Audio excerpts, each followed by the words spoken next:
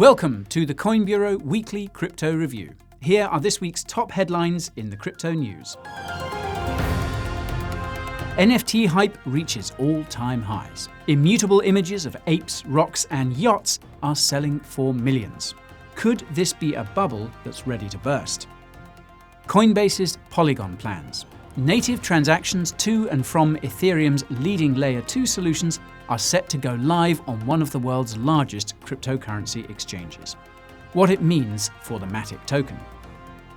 Hacks and regulatory spats. Centralized exchanges are taking heat from all sides as users voice their concerns. Here's why this will only get worse in the coming months. Square's DexBet. Jack Dorsey's second company announces some ambitious plans for Bitcoin as Twitter teases a BTC tipping feature. When could we see these innovations go live? The SEC begins its attacks on cryptocurrency with DeFi front and center, and Uniswap seems to be the first of many targets. What will happen to the company behind it, and which projects will be next? Ethereum's major milestone. ETH's daily emission goes negative for the first time since the EIP 1559 upgrade. Is the flippening imminent? Cardano's smart contract testnet a success with less than 1 week to go before they go live on mainnet. A look ahead to another bullish milestone for Cardano that's fallen off the radar. Bitcoin adoption was the only option. Everything you need to know about El Salvador's historic legal tender law, which goes live tomorrow. And a closer look at BTC and some top-performing altcoins in this week's Crypto Market Forecast. All this and more in just a moment. Good morning, afternoon, or evening. Thank you for tuning in. My name is Guy, and what you're about to see is educational content, not financial advice. You can find any topics you're looking for using the timestamps in the video timeline. And now for today's top stories. Last week, NFT marketplace OpenSea reached a major milestone of more than $1 billion in weekly NFT sales. OpenSea ultimately owes this to the insanely high valuations of certain NFTs, such as CryptoPunks, Bored Apes, and Pudgy Penguins, that have been selling for eye-popping amounts of ETH. Just a few days ago, PleaserDAO fractionalized its Doge NFT, which it purchased for $4 million, and the valuation of those fractionalized NFT shares has given the Doge NFT a new valuation of nearly $300 million. If you're wondering why, it's the same reason why cryptocurrencies like ETH and BTC have such high valuations in the eyes of no-coiners. Basically, NFTs are fundamentally revolutionary technologies, and nobody really knows what this technology is worth. This has led to what is probably the most extreme degree of speculation any asset market has ever seen, and this is starting to cause concerns that the NFT niche could be in a bubble. In fact, there are some signs that the NFT bubble could even be bursting as price floors for certain NFTs begin to collapse. However, this could actually be good news for crypto, as there's a lot of liquidity locked up in the NFT space. As highlighted by a recent Cointelegraph article, we could start seeing a lot of that money move back into the crypto market, and that could push some cryptocurrencies to new all-time highs. For some, this rotation out of NFTs would be a welcome development because Ethereum gas fees are off the charts yet again. This is one of the reasons why Coinbase will be adding support for various Ethereum Layer 2s, starting with Polygon. As a quick refresher, Polygon uses a technology called Plasma, which basically creates a centralized copy of the Ethereum blockchain, which submits snapshots of its state to the actual Ethereum blockchain. Now, this setup allows Polygon to process thousands of transactions per second at a fraction of the cost of Ethereum, while also maintaining security. Coinbase's move might be a not-so-subtle response to Binance's own integration with Polygon a few weeks back. The caveat there is that Binance only supports withdrawals of the MATIC token to Polygon. Coinbase's blog post seems to suggest that its offering will not have these same token limitations, and this could inspire Binance and other Grade A cryptocurrency exchanges to follow suit on expanding their Polygon offerings. The practical effect of this will be a massive demand for the MATIC token, which could propel it towards new all-time highs. MATIC was actually one of the cryptocurrencies I mentioned in my video about the top crypto picks for the rest of the year, and you can find that one in the top right if you haven't watched it already. Now, as amazing as it is that centralized exchanges are integrating various layer 2s to optimize user experience, they seem to be lacking in other departments, to put it lightly. Over the last few weeks, centralized exchanges have been making the headlines because of hacks and poor customer support. One of the exchanges in the spotlight has been Coinbase, and last week revealed its latest blunder, which was sending over 100,000 users an email saying that their two-factor authentication had been changed. This caused many of Coinbase's affected customers to liquidate their crypto holdings in fear that their accounts had been compromised by hackers. Coinbase responded with a lengthy apology, along with a promise to pay all affected users $100 in BTC. So if that's you, make sure you get what you're due. It's not just Coinbase either. Binance has been getting blasted too, despite its aggressive moves to implement platform-wide KYC in the coming months. The key takeaway from these events is that there are still risks from keeping funds on centralized exchanges. That's why you should always keep your cryptocurrencies in your own wallet unless you're actively trading, especially now as we approach what could be the peak of the crypto bull market. This is because as the value of coins and tokens rises, so does the payout for hundreds of hackers working day and night to crack the hot wallets of crypto exchanges. Even if the hack never comes, exchanges will likely see downtime. Some of the more shady exchanges in the space may even hit you with mandatory KYC in order to slow down your withdrawals. These are all things you need to factor in going forward, and the best defense is to have multiple exchange accounts with KYC completed. I'll leave a link to my video about the most regulated cryptocurrency exchanges in the video description, in case you're wondering where to make a new account. I'll also point out that there are plenty of alternatives to centralized cryptocurrency exchanges, and it looks like Square is looking to build one of its own. Square's as of yet unnamed, decentralized Bitcoin exchange aims to make it easier to buy and sell BTC. While the details are still up in the air, project lead Mike Brock mentioned that users will need to complete KYC to use Square's Bitcoin DEX. Now, interestingly, Square is apparently planning to build a unique decentralized identity solution for this KYC requirement, and this could end up being the real game changer. Moreover, the code for Square's DEX will be completely open source, which begs the question of whether it could be forked into something that's more crypto compliant, if you catch my drift. No release date has been set for the DEX yet, but many believe it will come in conjunction with Twitter's BTC tipping feature, rumored to be a part of the social media platform's next upgrade. Now, if you're wondering how something like that is possible, the answer is the Lightning Network, and you can learn all about that using the link up there in the top right. Anyhow, my understanding of Square's DEX at this point in time is that it will be not all that different from peer-to-peer exchanges like local bitcoins, albeit with more manageable fiat gateways. After all, if Square's DEX really was a DeFi protocol, you know the SEC would be knocking on Square's door, just like it recently did with Uniswap Labs. Now, in case the name didn't give it away, Uniswap Labs is the company behind the popular Uniswap DEX. According to the Wall Street Journal, the SEC wants to know, how investors use Uniswap and how it is marketed by Uniswap Labs. The Wall Street Journal also seems to suggest that Uniswap was contacted by the SEC as early as July this year, which would explain why it delisted a bunch of problematic tokens from its DEX interface around that time.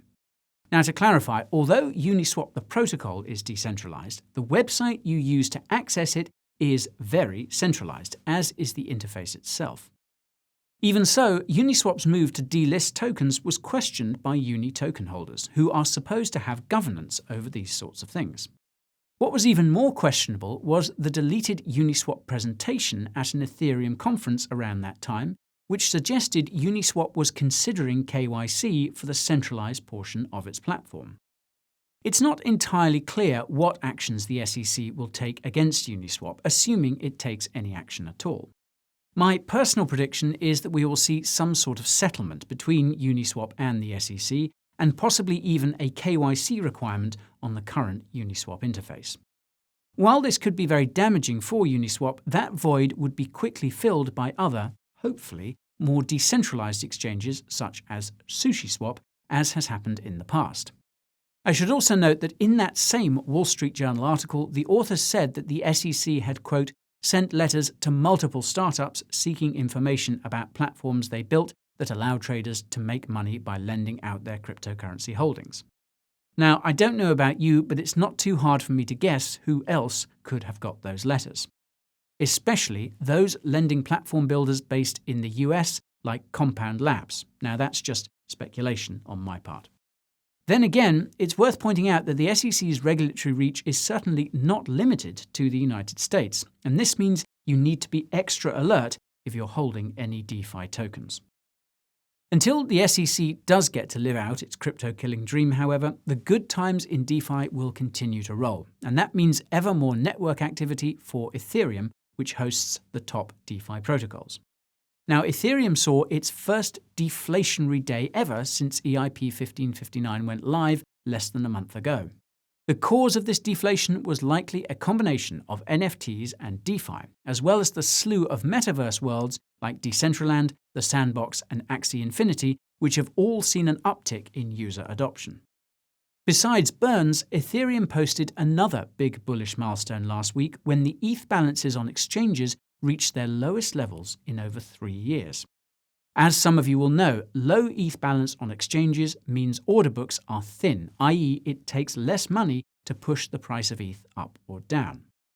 When you combine this effect with ETH's constant burns, the supply squeeze could cause Ethereum to flip Bitcoin by year's end. But I will stress that the chances of this happening are 50-50 at best for the time being.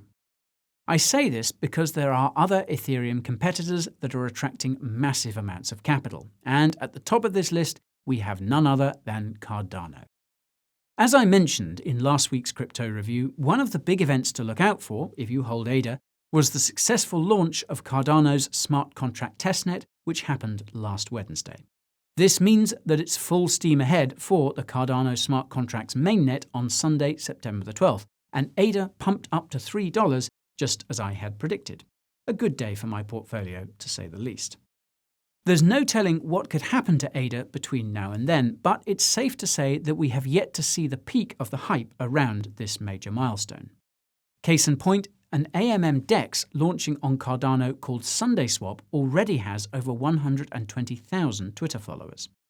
Cardano's blockchain itself already has thousands of tokens too. Now, it'll be interesting to see just how many projects come out of the woodwork at the final hour to make their presence known, and I'm sure the valuations of any first movers will be unprecedented. While there has been some FUD flying around about concurrency issues with Cardano smart contracts, this is an issue that's already been solved by many of the major projects planning on deploying on the 12th.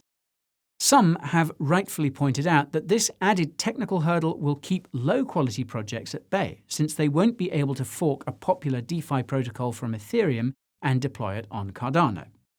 Now, if this all sounds Greek to you, I'll leave links to some resources in the video description to explain exactly what the issue is and why it's really not an issue. Even if Cardano's smart contract launch somehow turns out to be lackluster, there is another big event on the horizon that nobody is talking about that could supercharge ADA.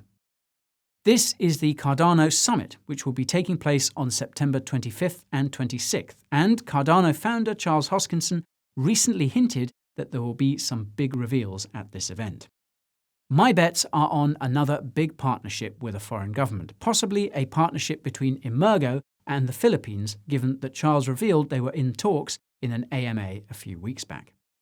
Speaking of governments, El Salvador is scheduled to officially make Bitcoin legal tender tomorrow. This announcement was initially made back in June during the Bitcoin conference by Jack Mallers, CEO and founder of Strike, the app that ultimately brought about El Salvador's BTC adoption. Without getting into the weeds, this basically means that BTC will be on par with the US dollar in the country when it comes to paying for services, to paying taxes, and to paying past, present, and future debts.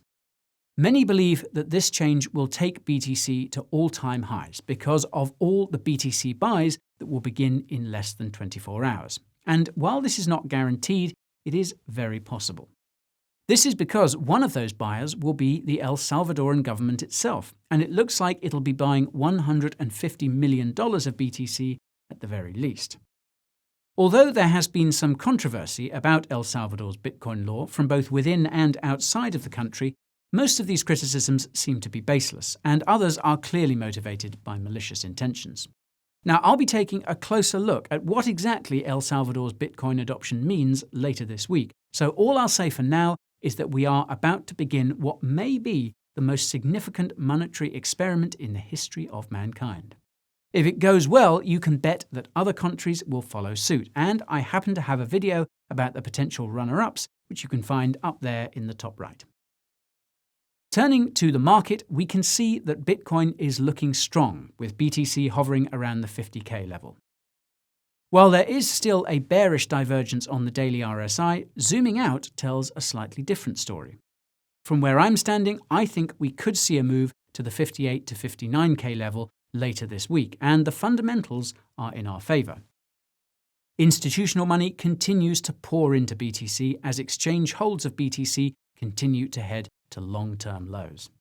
As I mentioned earlier, that means more volatility is on the horizon. Given that the long-term price trend is still headed upwards, I reckon it's reasonable to assume that this upcoming volatility will mostly be angled to the upside. It's also reassuring that various sentiment indicators, such as the Crypto Fear and Greed Index, are still showing moderate numbers, meaning the FOMO hasn't even hit yet. This is all well and good, but it's important to keep in mind that nothing goes up forever, and your primary concern is to protect your pocket. Remember to take profits where you see fit so you won't throw a fit if it all goes to shit, as Warren Buffett might have said.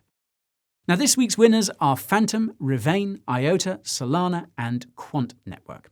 An interesting blend, to say the least. Starting with Phantom, the phenomenal price pump we've seen is the direct result of its massive DeFi push, with a $370 million incentive program to attract new projects and protocols. Phantom also got a bit of a marketing boost on Twitter from its former chief architect, André Cronje, who's famous for building Yearn Finance. The interesting thing about Phantom is that its DeFi ecosystem is built in a very different way to most, relying almost exclusively on a synthetic stablecoin called FUSD, which is minted using FTM.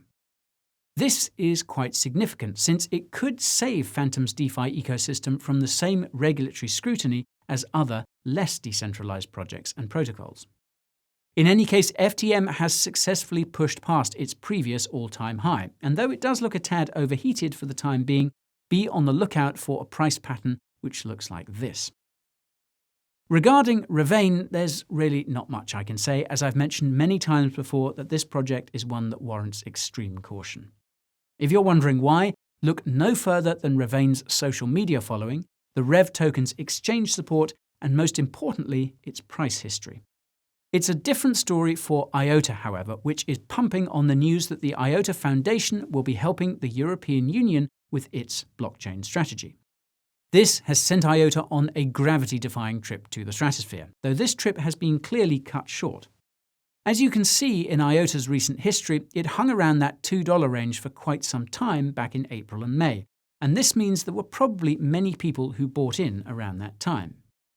Now that IOTA's price is approaching those levels again, anyone who was in the negative is taking money off the table as they break even. This is not a phenomenon unique to IOTA by any means, and it's one you should be on the lookout for among your own altcoin holdings. Thankfully, Solana does not have this problem because Sol just keeps pumping. Now, I can't quite put my finger on what exactly is causing this effect, which probably means that it's a combination of factors. Most of these involve Solana's own growing NFT and metaverse ecosystem, notably the highly anticipated Star Atlas IDO, which took place last week.